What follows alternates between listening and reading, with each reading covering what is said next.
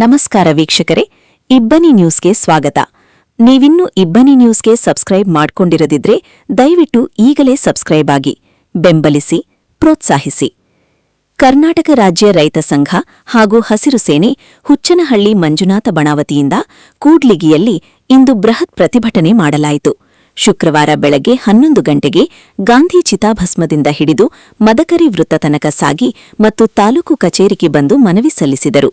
ಕಳೆದ ವಾರ ಅಂದೇ ದಿನಾಂಕ 13ನೇ ತಾರೀಖಿನಂದು ರೈತರು ವಿವಿಧ ಬೇಡಿಕೆಗಳನ್ನು ಈಡೇರಿಸುವಂತೆ ತಹಶೀಲ್ದಾರ್ ಅವರಿಗೆ ಮನವಿ ಮಾಡಿದ್ದೆವು. ಪಡಿತರ ಅಕ್ಕಿಯ ಅಕ್ರಮಗಳು ಸೇರಿದಂತೆ ರಸಗೊಬ್ಬರಗಳ ಕೊರತೆಯಿಂದಾಗಿ ಕೂಡ್ಲಿಗಿ ತಾಲೂಕಿನ ರೈತಾಪಿ ವರ್ಗ ಅನುಭವಿಸುತ್ತಿರುವ ಸಮಸ್ಯೆಗಳ ಬಗ್ಗೆ ಅಧಿಕಾರಿ ವರ್ಗದ ನಿರ್ಲಕ್ಷ್ಯದ ಬಗ್ಗೆ ನಮ್ಮ ಸಂಘಟನೆ ಗಮನ ಸೆಳೆದಿದ್ದನ್ನು ಇಲ್ಲಿ ಸ್ಮರಿಸಿಕೊಳ್ಳಬಹುದು. ಆ ಪ್ರಕಾರ ಕರ್ನಾಟಕ ರಾಜ್ಯ ರೈತ ಸಂಘ ಹಾಗೂ ಹಸಿರು ಸೇನೆ ಹುಚ್ಚವ್ವನಹಳ್ಳಿ ಮಂಜುನಾಥ ಬಣದ ವತಿಯಿಂದ ಕೂಡ್ಲಿಗಿಯಲ್ಲಿಂದು ಬೃಹತ್ ಪ್ರತಿಭಟನೆ ಮಾಡಿ ನಂತರ ತಹಶೀಲ್ದಾರ್ ಅವರಿಗೆ ಮನವಿ ಪತ್ರ ನೀಡಲಾಯಿತು. ಸಂಘದ ವಿವಿಧ ಪದಾಧಿಕಾರಿಗಳು ಸಭೆಯಲ್ಲಿ ಪಾಲ್ಗೊಂಡು ಮಾತನಾಡಿದರು. ವರದಿ ಜೆ. ಸೊಲ್ಲೇಶ್, ಕೂಡ್ಲಿಗಿ.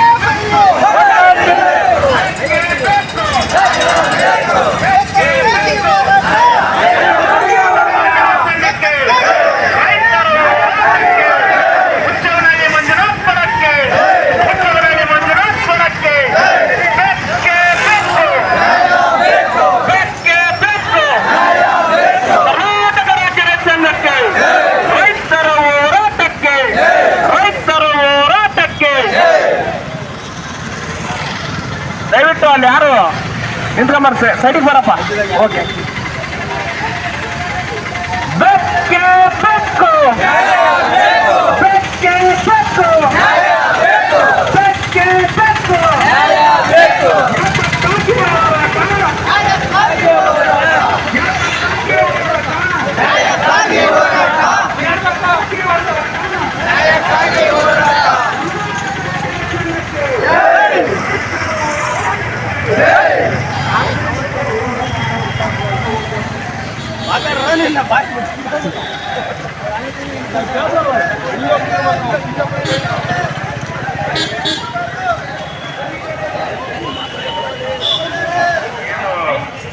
ಪರಿಹಾರ ಸಿಕ್ಕಿಲ್ಲ ಅಂತ ಹೇಳ್ತೀರಿ, ಅದನ್ನೆಲ್ಲ ಆನ್ಲೈನಲ್ಲಿ VA ಲಾಗಿನಲ್ಲಿ ಎಂಟ್ರಿ ಮಾಡಿದ್ದಾರೆ. ಇನ್ನು ಸ್ವಲ್ಪ ದಿನಗಳಲ್ಲಿ ಅದು ಬರುತ್ತೆ. ಪ್ರತಿಯೊಂದು ಎಂಟ್ರಿ ಮಾಡಿದ್ದಾರೆ. ಇಲ್ಲೆಲ್ಲ ಮಾಡ್ತೀವಿ ಅನ್ನಕ್ಕೆ ದಯವಿಟ್ಟು ಪರಿಹಾರದ ಮಾತ್ರ ನಾವು ನಮ್ಮ ಓನ್ ಟೈಮ್ನ ನಾವು ತಾಳಕ್ಕೆ ಬರೋದಿಲ್ಲ. ಯಾವುದೇ ಅತಿವೃಷ್ಟಿ ಆಯಿತು ಅನಾವೃಷ್ಟಿ ಆಯಿತು ಅದನ್ನ ನಮ್ಮ ಇಚ್ಛಾಶಕ್ತಿಯಂಗೆ ಮಾಡಕ್ಕೆ ಬರೋಲ್ಲ. ನಮ್ಗೊಂದು ಲಿಮಿಟೆಡ್ ಟೈಮ್ ಇರುತ್ತೆ. ಅದೇ ಟೈಮ್ ಒಳಗೆ ಮಾಡಬೇಕು. ಮಾನ್ಯ ತಹಶೀಲ್ದಾರ್ ಅಧ್ಯಕ್ಷತೆಯಲ್ಲಿ ಅದನ್ನೆಲ್ಲ ನಾವು ಪೂರ್ಣಗೊಳಿಸಿದ್ದೀವಿ. ಖಂಡಿತವಾಗೂ ಪರಿಹಾರ ಬಂದೇ ಬರುತ್ತೆ. ಎರಡು ಬರುತ್ತೆ ಎರಡು ಬರುತ್ತೆ ಎರಡು ಬರುತ್ತೆ. NDRF SDRF ಎರಡು ಬರುತ್ತೆ.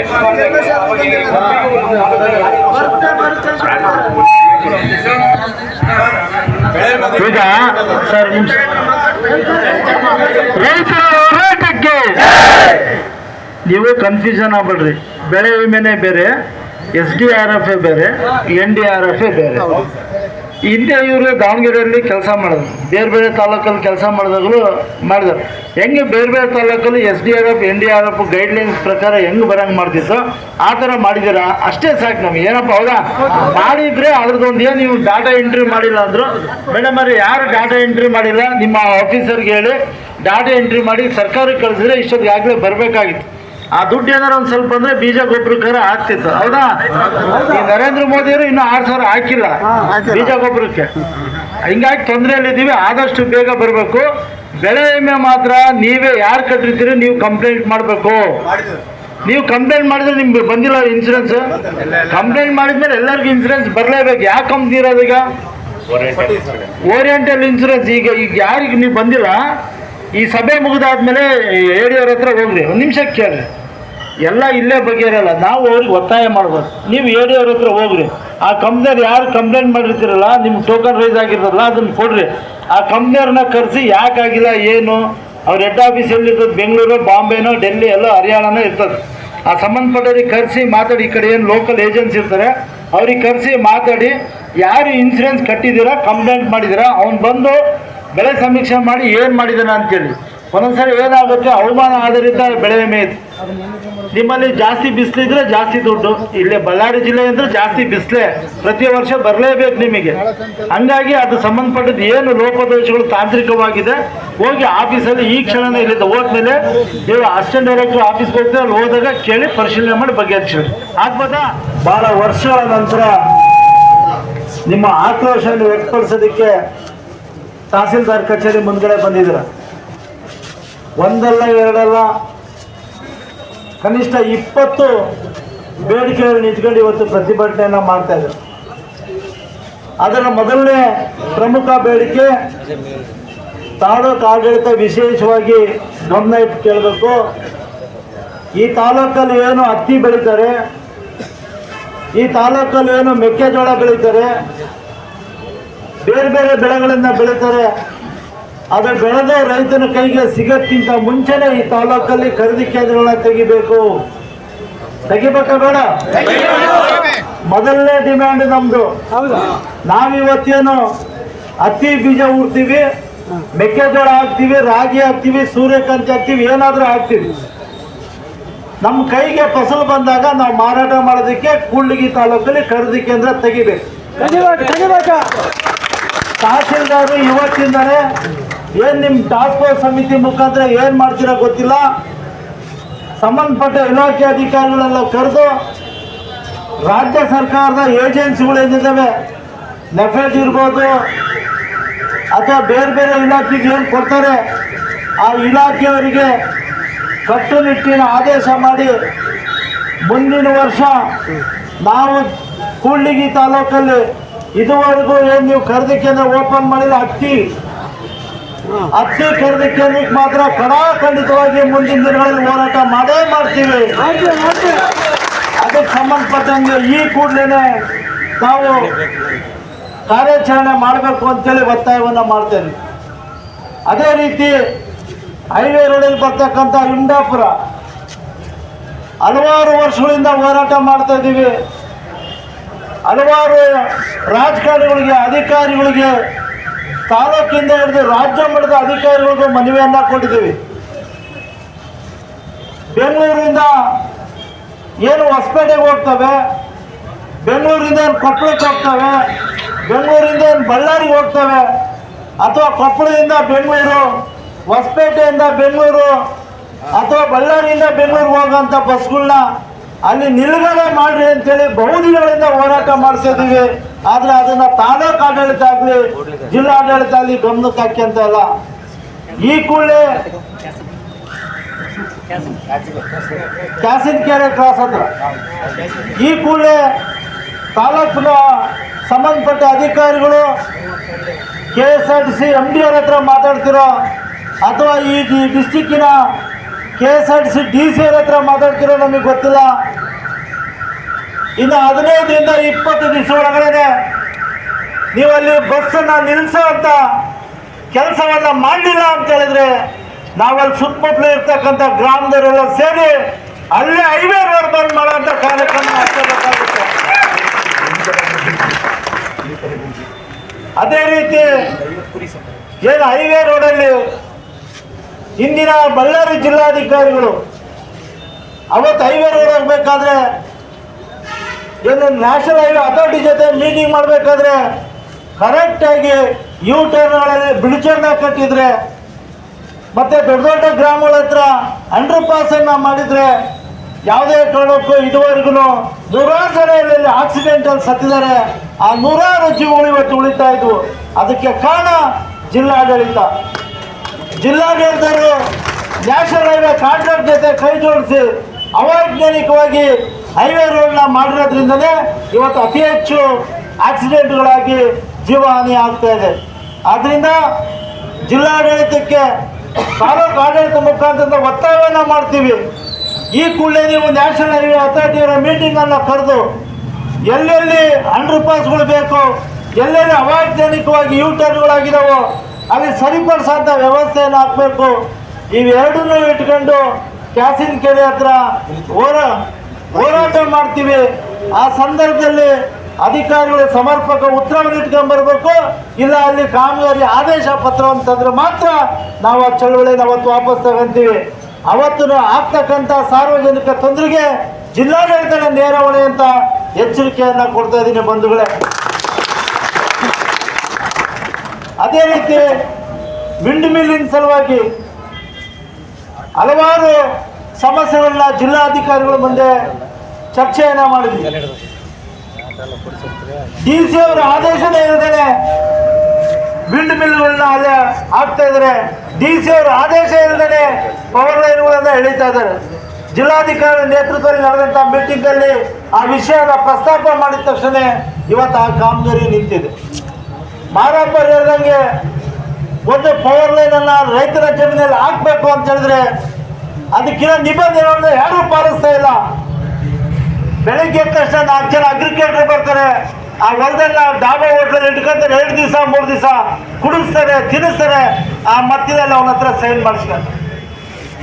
ಒಂದೊಂದು ಊರಿಗೆ 5 ಜನ ಅಗ್ರಿಕಲ್ಚರ್ಗಳು ಬಂದು ಆ ರೈತನಿಗೆ ಸೈನ್ ಮಾಡತಕ್ಕ ಬಿಡದೇನೆ ಒತ್ತಡ ಹಾಕಿ ಒಪ್ಪಂದ ಮಾಡಿಸಿ ಕಂಪ್ನಿಗಳು ಕೊಡೋ ಅಂತ ಕೆಟ್ಟ ಚಾಳಿ ಈ ತಾಲೂಕಲ್ಲಿ ಬೆಳೆದಿದೆ. ನಾವಿನ್ನು ಮುಂದೆ ರೈತನ ಒಪ್ಪಿಗೆ ಇಲ್ದೇನೆ ಕಾನೂನು ನಿಬಂಧನೆ ಕಟ್ಟಳೆಗೆ ಒಳಪಡದೇ ಯಾರಾದರೂ ಕಂಬ ಹಾಕಕ್ಕೆ ಬಂದರೆ ನಾವಿನ್ನು ಮುಂದೆ ಕಂಬ ಹಾಕೋದಕ್ಕೆ ಬಿಡೋದಿಲ್ಲ ಅನ್ನೋ ಮಾತನ್ನ ಹೇಳೋದಕ್ಕೋಸ್ಕರ ಬಂದಿದ್ವಿ.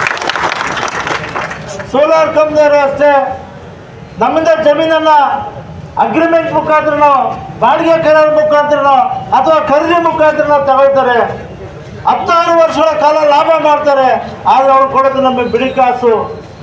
ಅಕಸ್ಮಾತ್ ಸುತ್ತಮುತ್ತಲು ಜಮೀನು ಕೊಟ್ಟು ಸೆಂಟ್ರಿಗೆ ನಾನು ಜಮೀನು ಕೊಡಲ್ಲ ಅಂತ ಹೇಳಿದ್ರೆ ದೌರ್ಜನ್ಯ ಮಾಡಿ ಕಸ್ಕೊಳ್ಳೋ ಅಂಥ ಪ್ರಯತ್ನಗಳು ಅಲ್ಲಲ್ಲಿ ನಡೀತಾ ಇದ್ದಾವೆ. ಕಾನೂನು ಗೊತ್ತಿಲ್ಲದಂತ ರೈತರಿಗೆ ಇಂಗ್ಲಿಷಲ್ಲಿ ಅಗ್ರಿಮೆಂಟ್ ಅನ್ನ ಮಾಡಿ ಅವ್ರಿಗೆ ಬೇಕಾದಂತ ಕಂಪ್ನಿ ಅಗ್ರಿಮೆಂಟ್ ಅನ್ನ ಮಾಡಿಸಿ ರಾತ್ರಿ ಡಾಬಾ ಹೋಟೆಲ್ ಸೈನ್ ಮಾಡಿಸಿ ನೀನೇ ಸೈನ್ ಮಾಡಿದೆ ಅಂತೇಳಿ ಹೈಕೋರ್ಟ್ ಸುಪ್ರೀಂ ಕೋರ್ಟ್ ಕೇಸ್ ಹಾಕಿಸಿ ಅದು ರೈತರ ಜಮೀನನ್ನ ಕಸ್ಕೊಳ್ಳುವಂತ ಪ್ರಕ್ರಿಯೆಗಳು ನಡೀತಾ ಇದ್ದಾವೆ. ಇದನ್ನೆಲ್ಲ ಇನ್ನು ಮುಂದೆ ನಡೆಯೋದಕ್ಕೆ ರಾಜ್ಯ ರೈತ ಸಂಘ ಬಿಡೋಣ ಅಂತ ಹೇಳೋದಕ್ಕೋಸ್ಕರ ಇವತ್ತು ತಾಲೂಕು ಕಚೇರಿ ಮುಂದುಗಡೆ ಬಂದಿದ್ದೀವಿ. ಹೌದಾ? ಬೆಳೆ ವಿಮೆ, ಪ್ರಧಾನಮಂತ್ರಿ ಫಸಲ್ ಬೆಳೆ ವಿಮೆ ಯೋಜನೆಯನ್ನು ಕಟ್ತಾ ಇದ್ದೀವಿ. ಇವತ್ತವರೆಗೆ ಯಾರಿಗಾದ್ರೂ ಬೆಳೆ ವಿಮೆ ಬಂದೈತಾ? ಯಾಕೆ ಬಂದಿಲ್ಲ? ಬೆಳೆ ವಿಮೆ ಕಂಪ್ನಿ ಮಾತ್ರ ಬೀಜ ಗೊಬ್ಬರ ಕೊಡ್ತೀವಿ ಇಲ್ಲ ಅಂತ ಹೇಳಿದ್ರೆ ಇಲ್ಲ ಅಂತ ಹೇಳ್ತಾರೆ. ಈ ರಾಜ್ಯದಲ್ಲಿ 12 ಲಕ್ಷ ಎಕರೆನ ಬಗಲುಕುಂಬ ಸಾಗುವಳಿ ಮಾಡ್ತಾರೆ. ಹಂಗಾದ್ರೆ 12 ಲಕ್ಷ ಎಕರೆ ಭೂಮಿಯಲ್ಲಿ ಬಗಲುಕುಂಬ ಸಾಗುವಳಿ ಮಾಡ್ತಕ್ಕಂಥ ರೈತರು ಬೀಜಕ್ಕೆ ಎಲ್ಲ ಸ್ವಾಮಿ ಕೆಲವು ರೈತರು ಎಲ್ಲ ಬೀಜಕ್ಕೆ ಯಾರು ಬೇಕಾದ್ರೂ ಬೀಜ ಕರೆದ್ರೆ ಕೊಡೋ ಅಂತ ವ್ಯವಸ್ಥೆನ ಸರ್ಕಾರ ಮಾಡ್ಬೇಕು.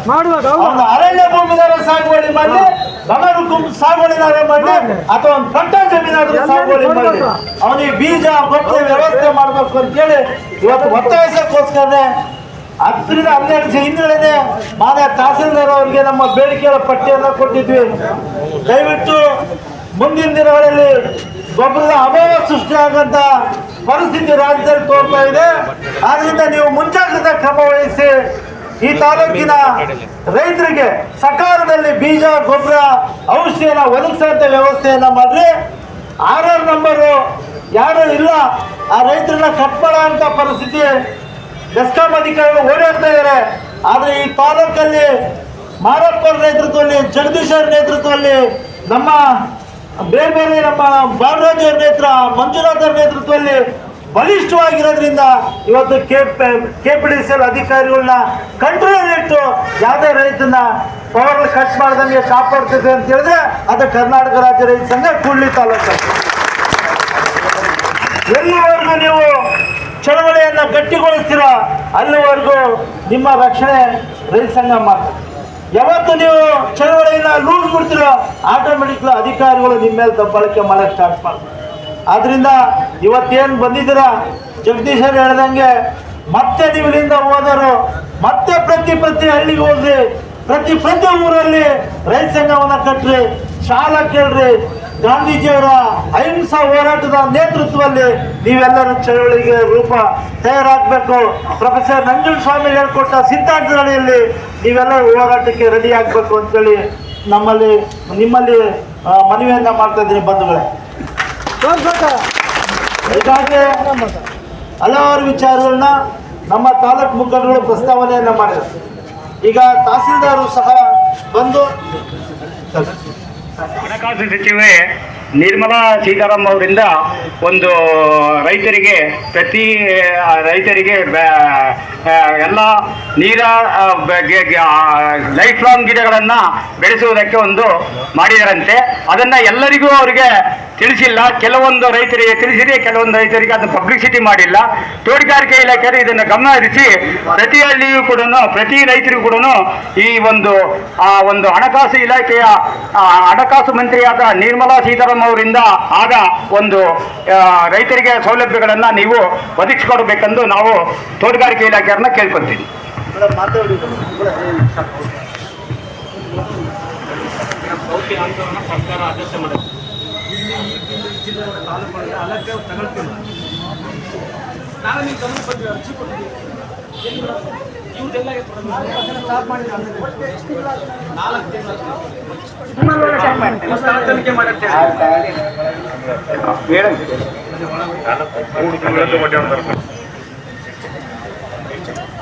ಪರ್ಟಿಕ್ಯುಲರ್ ಏನ್ ಇಶ್ಯೂಸ್ ಇದ್ರು ಕೂಡ ಸರ್ವೆ ನಂಬರ್ ಕೊಡಿ, ಈಗ ಚೆಕ್ ಮಾಡ್ತೀನಿ.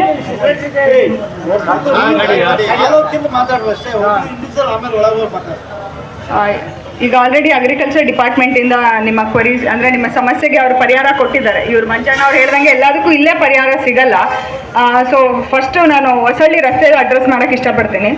ತುಂಬ ನೀರು ನಿಂತಾಗೆಲ್ಲ, ಮಳೆ ಬಂದಾಗೆ ತುಂಬ ಜನ ನೋಡಿದ್ದೀರಾ. ನಾನೇ ಖುದ್ದಾಗಿ JCB ತೊಗೊಂಡು ಕ್ಲಿಯರ್ ಮಾಡಿಸಿದ್ದೀವಿ. ಬಟ್ ಒಂದು ಪರ್ಮನೆಂಟ್ ಸೊಲ್ಯೂಷನ್ ಬೇಕು ಅಂತೇಳಿ ಸರ್ ಆಲ್ರೆಡಿ 1 CR ಫಂಡ್ ತೊಗೊಂಬಂದಿದ್ದಾರೆ. ಅದನ್ನ ಆಲ್ರೆಡಿ ನೆಕ್ಸ್ಟ್ ಮಂತಲ್ಲಿ ಸರ್ ಕರೆದು ಮೀಟಿಂಗ್ ಮಾಡ್ತಾರೆ. ಹೌದು, ಬ್ರಿಡ್ಜ್ ಪಕ್ಕದ್ದು, ಹೊಸಳ್ಳಿ ಪಕ್ಕದ್ದು ಏನು ಅಲ್ಲಿ SC ಕಾಲೋನಿ ಪಕ್ಕದಲ್ಲೇ ಆಲ್ರೆಡಿ ಅದಕ್ಕೆ ಫಂಡ್ ಬಂದಿದೆ. ಸರ್ ಎಲ್ಲಾರನ್ನೂ ಕರೆದು ಅಲ್ಲಿ ಒಂದು ಮೀಟಿಂಗ್ ಮಾಡಿನೂ ಕೆಲಸನೂ ಸ್ಟಾರ್ಟ್ ಮಾಡ್ತಾರೆ. ಆಮೇಲೆ ಈಗ ಕೆಲವೊಂದು ನೀವು ಕಳಪೆ ಕಾಮಗಾರಿ ಅಂತ ಹೇಳ್ತಿದ್ದೀರಾ, ಹುಲಿಕೆರೆ ಹತ್ರ ಇರ್ಬೋದು, ಆಮೇಲೆ ಎಂಬ್ಲಿ ಅದೆಲ್ಲ. ಸೊ ಅವೆಲ್ಲ ಸಂಬಂಧಪಟ್ಟ ಇಲಾಖೆಗಳನ್ನ ಕರೆದು ಒಂದು ಮೀಟಿಂಗ್ ಮಾಡ್ತೀವಿ ಅದನ್ನ. ಸೊ ಅದೇ ಕ್ವಾಲಿಟಿ. ಆಮೇಲೆ ನೆಕ್ಸ್ಟ್ ಇನ್ನೊಂದು ಬಸ್ ವ್ಯವಸ್ಥೆ ಕೇಳಿದ್ರಿ, ಕ್ಯಾಸಿನ್ ಕೆರೆ ಹತ್ರ ಬಸ್ ನಿಲ್ಲಿಸ್ತಾ ಇಲ್ಲ ಅಂತ. ಸೊ ಸಂಬಂಧಪಟ್ಟಂಗೆ ಸ್ಪೆಸಿಫಿಕ್ ಆಗಿ ಎಲ್ಲೆಲ್ಲಿ ಬಸ್ ಬೇಕು ಅನ್ನೋದೊಂದು ನೀವು ಲೀಸ್ಟ್ ಮಾಡಿಕೊಟ್ರೆ, ನಾವು ಮನೆ ಮನೆಗೆ ಶಾಸಕರು ಕಾರ್ಯಕ್ರಮಕ್ಕೆ ಹೋದಾಗೂ ಕೂಡ ಬಸ್ ಶಾರ್ಟೇಜ್ ಇದೆ ಅಂತ ನಮ್ಮ ಡಿಪೋಯಿಂದ ನಮಗೆ ಕೊಡಿಸ್ ಬಂದಿದ್ದಾವೆ. ಸೊ ಸರ್ ಆಲ್ರೆಡಿ ಬಸ್ಸಿಗೆ ರಿಕ್ವೆಸ್ಟ್ಗೂ ಬರೆದಿದ್ದಾರೆ. ಸೊ ನೀವು ನೆಕ್ಸ್ಟ್ ಈಗ ಎಲ್ಲೆಲ್ಲಿ ಅವಶ್ಯಕತೆ ಇದೆ ಅಂತ ಕೊಟ್ಟರೆ ಅದನ್ನು ಕೂಡ ನಾವು ಸರ್ ಗಮನಕ್ಕೆ ತೊಗೊಂಬಂದು ಡಿಪೋ ಮ್ಯಾನೇಜರ್ ಗಮನಕ್ಕೆ ತೊಗೊಂಬಂದು ಅದನ್ನು ಮಾಡಿಕೊಡ್ತೀವಿ. ಆಮೇಲೆ ಇನ್ನೂ ಈಗ ನಿರ್ಮಲಾ ಸೀತಾರಾಮನ್ ಮೇಡಮ್ ಅವ್ರದ್ದು ಇವೆಂಟ್ ಇಂದು ಹೇಳ್ತಾ ಇದ್ರು, ಅದನ್ನ ಫಸ್ಟ್ ನಾವು ಗುಡೇಕೋಟೆ ಭಾಗದಲ್ಲಿ ಮಾತ್ರ ಇಂಪ್ಲಿಮೆಂಟ್ ಮಾಡಬೇಕು ಅಂತ ಅನ್ಕೊಂಡಾಗೆ ಜನಕ್ಕೆ ಕೇಳಿದ್ವಿ. ಯಾಕಂದ್ರೆ ಅಲ್ಲಿ ಪರ್ಟಿಕ್ಯುಲರ್ ಆಗಿ ಇದೇ ಬೆಳೆಗಳನ್ನ ಹಾಕಬೇಕು ಮಾತ್ರ ಅಂತ ಅವ್ರದ್ದಿತ್ತು. ಸೊ ಹಂಗಾಗಿ ಜನಕ್ಕೆ ಕೇಳಿ ಯಾರು ಆಸಕ್ತ ರೈತರು ಮುಂದೆ ಬಂದಿದ್ದಾರೋ ಅವ್ರನ್ನ ಹೆಸರು ತಗೊಂಡಿದ್ದೀವಿ. ಸೊ ಈಗ ಯಾರಾದರೂ ಆಸಕ್ತಿ ಇದ್ರೆ ಅದಕ್ಕೊಂದು ಕಾರ್ಯಾಗಾರನೂ ಆಲ್ರೆಡಿ ಆಗಿದೆ. ಇನ್ನೂ ಒಂದು ಕೂಡ ನಾವು AD ಅಗ್ರಿಕಲ್ಚರ್ ಮತ್ತು AD ಹಾರ್ಟಿಕಲ್ಚರಿಂದ ಕಾರ್ಯಾಗಾರನೂ ಮಾಡಿಸ್ತೀವಿ. ಸೊ ಅದಕ್ಕೆ ಯಾರಾದರೂ ಇಂಟ್ರೆಸ್ಟೆಡ್ ಇರೋರು ಮುಂದೆ ಬಂದರೆ ಕೂಡ ನೆಕ್ಸ್ಟ್ ಇನ್ನು ಕಂಟಿನ್ಯೂ ಆಗಿ ಅದು ನಡೀತಾ ಇರುತ್ತೆ. ಸೊ ರಿಕ್ವೈರ್ಮೆಂಟ್ ತಗೊಂಡು ಕಳಿಸ್ಕೊಡ್ತೀವಿ, ಮಾಡಿಸ್ಕೊಡ್ತೀನಿ, ಅದನ್ನು ಮಾಡಿಸ್ತೀವಿ. ಆಮೇಲೆ ಈ ಪೋತಿ ಆಂದೋಲನ ಹೊಸ ಸರ್ಕ್ಯುಲರ್ ಬಂದಿದೆ ಹೇಳ್ದಂಗೆ. ನೀವು ಹೇಳ್ದಾಗೆ 15-20 ದಿನ ಆಯಿತು ಹೊಸ ಸರ್ಕ್ಯುಲರ್ ಬಂದು. ಅಂದರೆ ಡೆತ್ ಸರ್ಟಿಫಿಕೇಟ್ ಅನ್ಅವೈಲಬಲ್ ಇದ್ರೂ ಕೂಡ ವಂಶವೃಕ್ಷ ಕೊಟ್ಟು ಸ್ಪಾಟ್ ಮಹಾಜರ್ ಮಾಡಿ ಅಪ್ಲೋಡ್ ಮಾಡಬೇಕು ಅಂತ ಹೇಳಿದ್ದಾರೆ. ಕೆಲವೊಂದು ಟೆಕ್ನಿಕಲ್ ಇಶ್ಯೂಸಿಂದ ಸಮಸ್ಯೆ ಆಗಿದೆ, ಒಪ್ಕೋತೀನಿ. ಈ ಪೋಟಿ ಕೆಲವೊಂದು ಅಪ್ಲಿಕೇಶನ್ಸ್ ರೈಸ್ ಆಗ್ತಾ ಇಲ್ಲ. ಆ ಥರದ್ದು ಯಾವುದಾದ್ರೂ ಇದ್ರೆ ಸ್ಪೆಸಿಫಿಕ್ ಸರ್ವೆ ನಂಬರ್ಸು ಬಂದು ಕೊಟ್ಟರೆ ಅದನ್ನು BMC ಜೊತೆ ಮಾತಾಡಿ ಕ್ಲಿಯರ್ ಮಾಡಿಸ್ತೀವಿ. ಆಮೇಲೆ ಅದು ಗ್ರಾಮ ಪಂಚಾಯತ್, ಇದು ಗ್ರಾಮ ಪಂಚಾಯತಿ ಇಶ್ಯೂ. ಅದು ಇಲ್ಲ ಇವ ಸರ್ ಇವ